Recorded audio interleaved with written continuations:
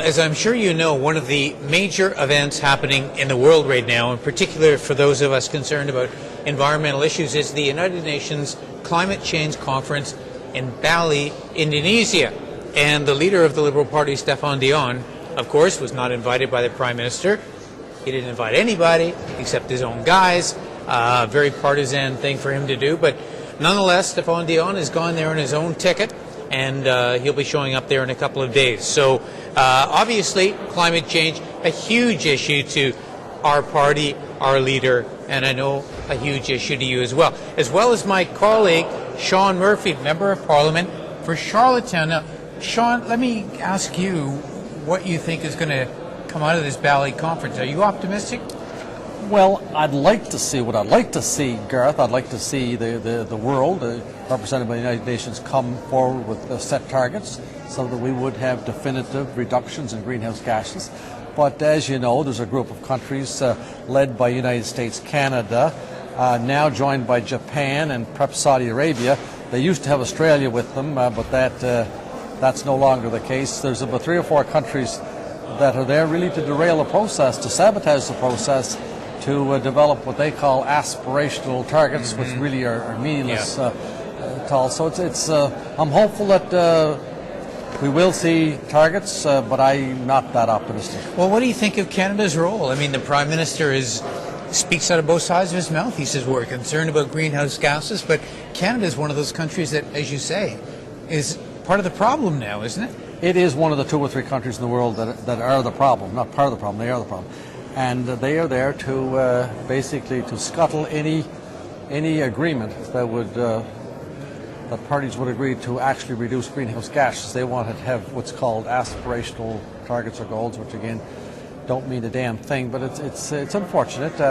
He does speak out. He said he's concerned, but he won't do anything about it. And that's the same as the legislation you see in this House. They view it as a public relations exercise, not a problem. Yeah. They think they have a public relations exercise. They say they're concerned.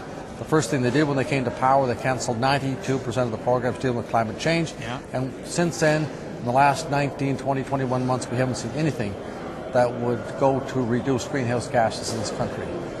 Well, let's talk for a minute about the Canada Eco Trust. I know you're quite concerned about that. This is what, $1.5 billion? $1.5 billion. $1.5 billion. Yeah. That's a considerable amount of money. But do we have really any guarantee this is actually going to accomplish some goals? Absolutely not. What they did, it was done, transferred before the last budget, $1.5 billion. It was transferred to an NGO with the stated goals in the budget documents that it would be for projects that would have a definitive reduction in greenhouse gases. What has actually happened is that they can go to anything, and it's being transferred to the province with no accountability, no commitment, no strings attached, no checks, no balances, and that's what it's being used for. It can be used for roads, highways, bridges, the development of oil projects, coal projects. It's just a big scam is what it is. So now, as I understand it, there's really nothing against the provinces or another level of government using that money with no accountability? No, there's absolutely no. Some provinces will use it for environmental purposes, but some that I've analyzed will not, or are not, I should say. And but it's my position that when money leaves the treasury of the federal government with the auspices that it be used to reduce greenhouse gases, there should be some strings or conditions attached. In this case, there's absolutely none. Sean, in your riding Charlottetown, Prince Edward Island, how important are environmental considerations on PEI? Oh, extremely important. We're an island. Yep.